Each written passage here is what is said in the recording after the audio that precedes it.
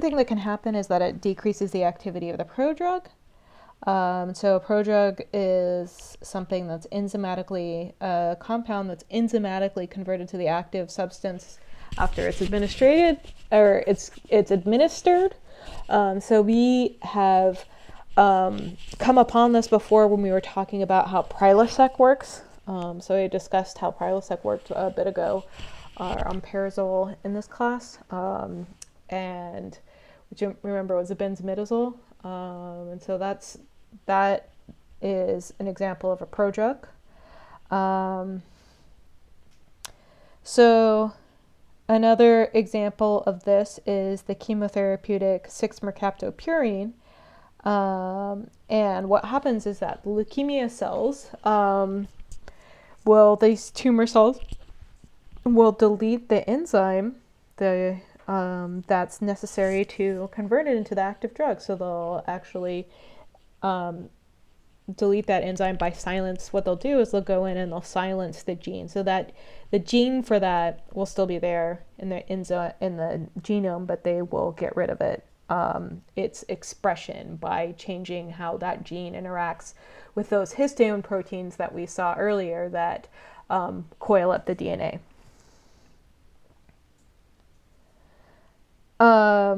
Another thing that leukemia cells can do is that they can upregulate other drugs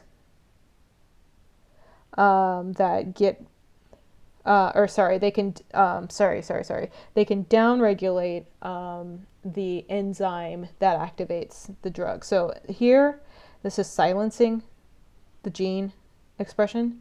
Here, they're downregulating the gene because they can't get rid of this gene cytidine kinase because it's too important for life, for other basically other homeostasis in the cell, other things that keep the cell alive, but they can downregulate it.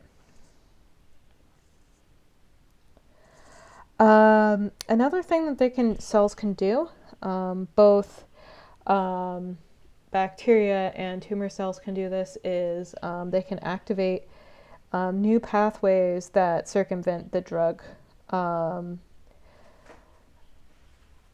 effect. And so an example of this is PALA.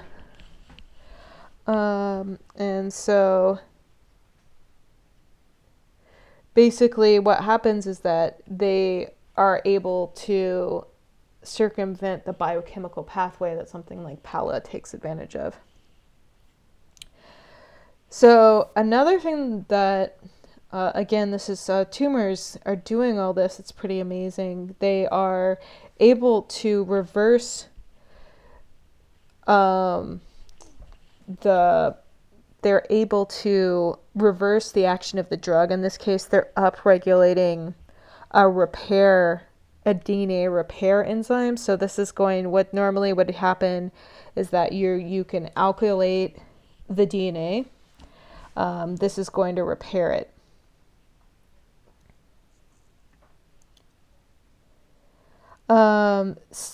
Cells, both bacteria and cancer cells, can also alter the drug distribution through the cell membrane or cell wall. For cell membrane, this can be really important for a lot of these drugs. Efflux pumps, a lot of tumors do this. They develop multi-drug resistance pumps so that they can just, the drug comes in, it's recognized as an organic anion, say, and it gets pumped right out. So they get pumped out of the cell, they get sent to these pumps before they can have their therapeutic effect, before they can find their target. So they cross the membrane and get shuttled right over to a pump. So this could happen both in tumors. It's really common to happen in tumors, and it can also happen in bacteria. So, the reason that we have these, right, is that we need to have these to protect you from all kinds of toxic crap that your cells are making, that's in the body, toxins that have been around for a while. But here's an example: is these adriamycins, donomycin, dactinomycin. So those are anthracycline type anti-tumor drugs, for example. Okay, so we're switching gears now, and now we're talking about drug synergism. So what happens is that when you give drugs in a combination, they can do a number of things. They can basically be additive. They can antagonize each other. They can be sub-additive, where they're kind of not necessarily doing the same thing. So this implies that you're giving drugs in combination. We're really kind of making the assumption here that you're giving the drugs in combination to get a therapeutic effect. And so what you would want is that you get a synergy where you give the two drugs and in combination, and the effect you get is greater than the sum of either drug. So this is what they're trying to do with the chloroquine and the azithromycin right now, for example, with COVID. So sometimes, as we talked about earlier in this lecture, sometimes synergism occurs because there's resistance to a drug used individually, becomes effective when it's combined with a second drug. So that's another thing that happens.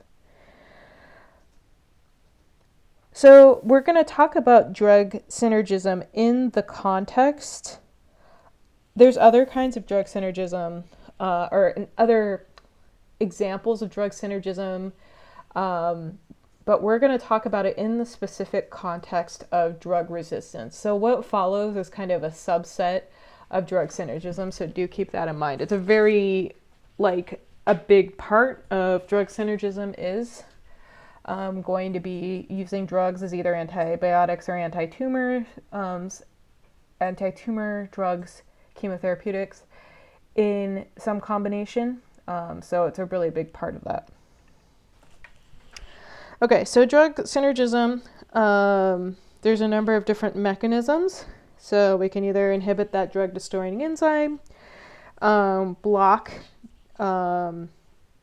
different targets in the same pathway, block targets in different biochemical pathways, block those efflux pumps, or use multiple drugs for the same target. Okay, so one of these, this inhibition of a drug destroying enzyme. So this is a big deal there's some, let's say that we had a beta lactamase enzyme in our bacteria, so it's no longer resistant to penicillin, then you would give penicillin with a drug that inhibits the beta lactamase. So here's an example of that, and that is doing just that. So there's a couple of, you can use these, the sulbactam or the clevulinate potassium salts with ampicillin or amoxicillin to make these beta-lactam drugs. So here's the beta-lactam here. To make them effective, because this is going to inhibit the beta-lactamase. This inhibits a beta-lactamase.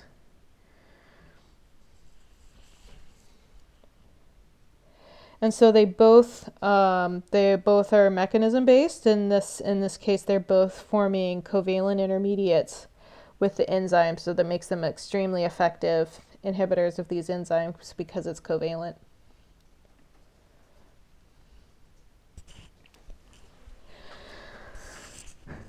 So another thing that they do is that they try to get rid of these plasmids. So I was saying before that beta-lactamase is passed on the circular DNA that can even go between species. So another strategy is to try and get rid of that DNA itself by messing with the origin of replication of how that DNA replicates itself.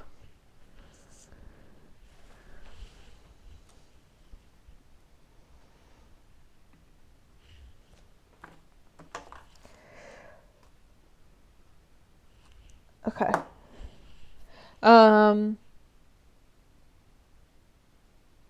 Another example of this is going to be some of these. Basically, we have, we talked about before about pentostatin. So here we have the ability to keep getting incorporated into DNA through this inhibitor that will allow something to get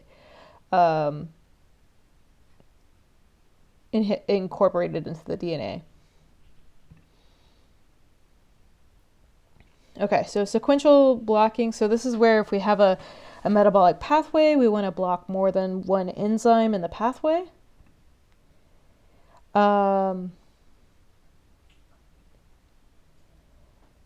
And so the pathway, so the idea is that if you have a pathway where one enzyme, the product from one enzyme is going to go to another enzyme and on, the idea would be that you could inhibit, if you inhibit one of the enzymes in the pathway could still happen because the other enzymes are working. And so if you want a pathway to completely stop, a biochemical pathway, you need to inhibit, it's possible that you need to inhibit multiple enzymes in that pathway. So this position is a little awkward. Okay, I guess it's just going to be that way. So example of this is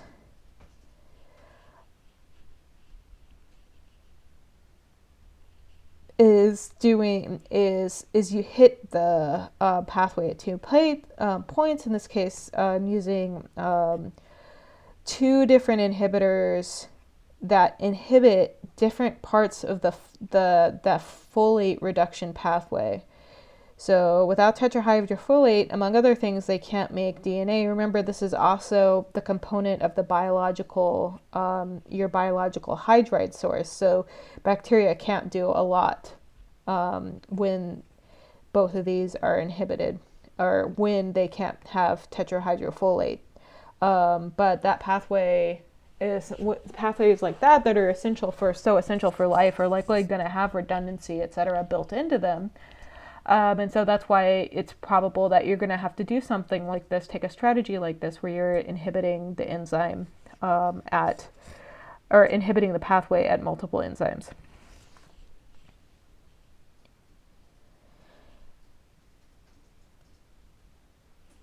Okay, so another example of this is these kinases, so pathways that lead to cell proliferation, a lot of them are going through a couple of key kinases that act as checkpoints and control different parts of the cell proliferation pathways. But those also have some redundancy essentially built into them. The kinase, the network of kinase proteins that transduce signals through the cytoplasm of the cell to the nucleus from the outside to the inside, are really complicated. And so it can be really helpful to inhibit multiple points of that same signal transduction pathway, because there is so much redundancy in that pathway. And so this is an example of this, is using a RAF inhibitor with a MEK inhibitor that works better to treat melanoma. Okay. Inhibition of targets in different pathways. So another example of this is that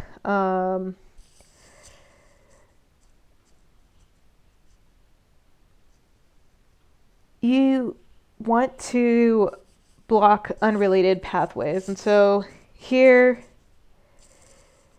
for example,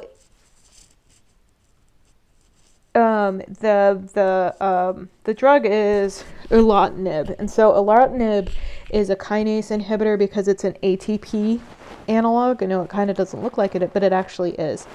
And what happens is that what you want to do is that you want to stop the cancer growing, because it's inhibiting this epidermal growth factor kinase.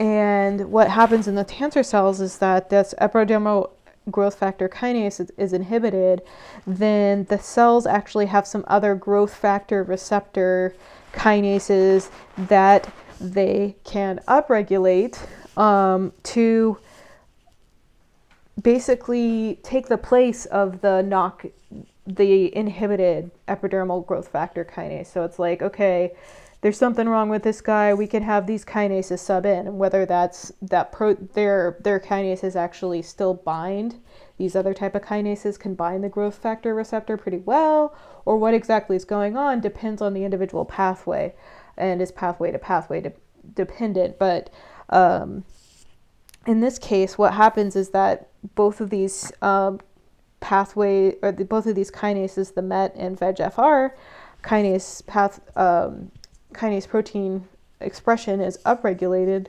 and so in response to treatment with erlotinib, the initial chemotherapeutic, and so after someone's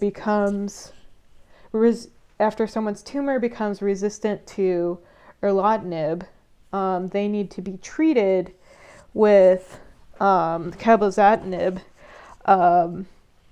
as well, and then they can be treated with erlotinib.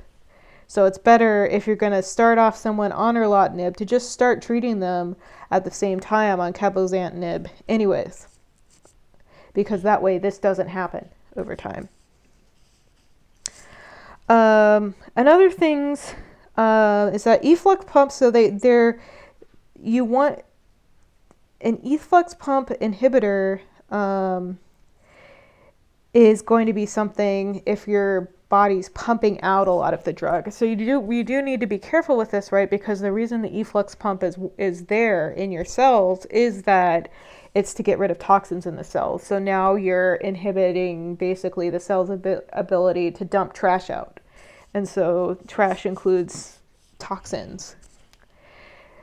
And so an example of a toxin a chemotherapeutic that gets subjected to these efflux pumps is, again, doxorubicin. This could be danicamycin, adriamycin, all of those, classically these anthracycline chemotherapeutics. It's pretty common that this happens. What you can do, and remember we said before that it was this permeability glycoprotein transporter which effluxes doxorubicin. And so what you can do is you can inhibit this with Tariquidar. So you're inhibiting this P glycoprotein transporter, and now the doxorubicin is going to work again.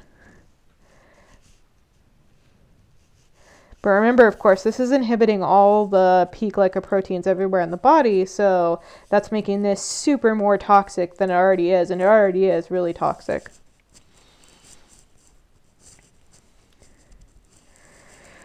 Okay, so you use multiple drugs in the same target. So typically you only get one mutant bacteria in a culture of 10 million, but that is still likely going to happen, right? Technically, we're more bacteria than we are human cells. We have so many bacteria cells associated with us anyway, so there's a lot of bacteria in the world. And so this definitely could happen. But fortunately, this resistance is exponential. And so you can use multiple drugs for the same target. So that's really helpful, because most antibiotics on the market, they have a single target. And so you're always running this risk that it's going to become resistant. And so it's nice that you can use drugs, a combination of drugs to create this antibiotic effect. So here's an example of this. Is converting, is making new guanosines in cells. So what you can do is as a mixture, is that here you're using mycophenolic acid, right? And mesorabine, and they both inhibit this synthesis of new guanosine, these new nucleotides, but they do it through different methods, and now you're able to get some synergism here. Okay, so that's the last. Problem set 4 will be assigned soon.